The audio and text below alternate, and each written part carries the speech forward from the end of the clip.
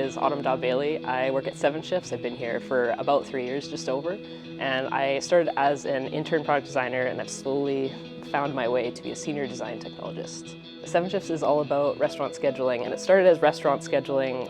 That was kind of the focus, but then now we're expanding to this team management. So the whole employee life cycle, from being like hired, training, retaining, scheduling, all that kind of stuff, and then paying at the end. So like the whole way across. The design technologist is kind of like this hybrid, a little bit of the unicorn, like started as design, but then you also are doing some development work, but the development side is really focused on front end for the most part. Like I don't even really touch back end. So it's a lot of bridging that gap between design and engineering, and how can they work together, and how can we make those processes better, or like any of that kind of stuff, as well as trying to help some of the designers with maybe some of those more technical things like accessibility and like the different states in an element on a site. Like they don't have to worry about that. I kind of just provide like, here's the tools in the toolkit. You guys can just, get going, give her.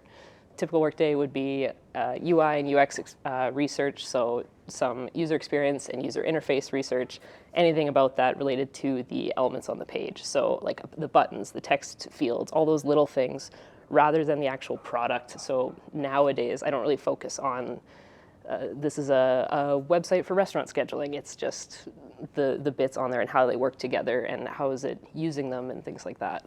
I went from being a Starbucks barista and was taking computer science in university, and then one of the developers here, who I'm friends with her sister, was like, hey, you should come check out our open house.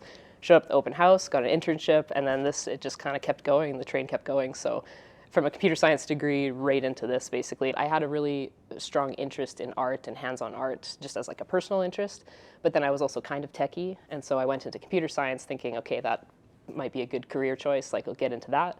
And then the U of S had an interactive systems design degree, like the second year, kind of right when I was trying to figure out what to do. And so I was like, oh, that sounds super cool. It's computer science, art or art history, and psychology. It's a fusion of those things. So I just kind of went into it not really knowing the job I would get out of it, but it seemed really interesting. And then it worked out. I was very lucky. Some traits that might work well with this.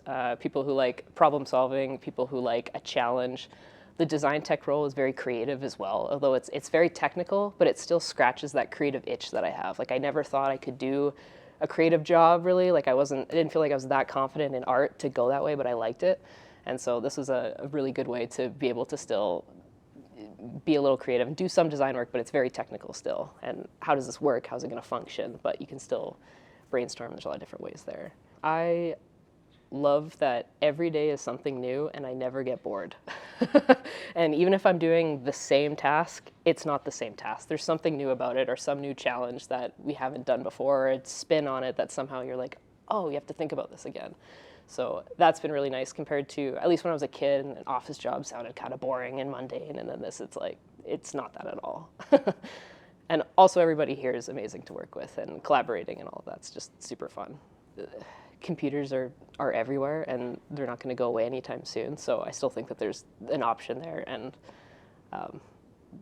yeah, that will continue to stay on at least for the near future. For students who are interested in computer science or product design, really either way, there's, at least for me, even when I was kind of curious, there's so many YouTube videos and little things that you can look at just to kind of see, like, this is the type of things you could do, or just learning. Like, I know I learned a lot even just through YouTube, and different courses that are relatively cheap too, if you can get into that, that have taught me a lot. That, I'll be honest, even university sometimes hasn't. That hands-on is really nice, and that can kind of see if you're interested and just dabble a little bit with some of that. And also when I was younger in high school, what scratched my itch or made me kind of be like, I wonder if computer science or some of that would be my thing, is modding video games. It was totally that, where you're like, I wonder, like, could I just slightly change this to be what I want it to be? And you're like, it's actually not that hard, surprisingly, and that blows my mind. Or like making a small game, surprisingly isn't that hard. And you could make your own little app or things like that. So something that I was concerned about going into university, that high school to university, and I was very nervous about, am I going to pick the right thing? I don't want to waste money. I was paying it all out of pocket and was very scared about that, and scholarships and all those kind of things. And I ended up switching, in my first 2 years, I switched my degree 3 times, like a lot. I went from education to business and then over to computer science. And it actually wasn't that bad. And that was felt nice after. And My thing that helped with that is I picked a lot of classes. I did a lot of research beforehand to see if they would transfer. And lots of them do, surprisingly, like even business classes would transfer as electives and things like that. So don't be worried about picking the wrong thing.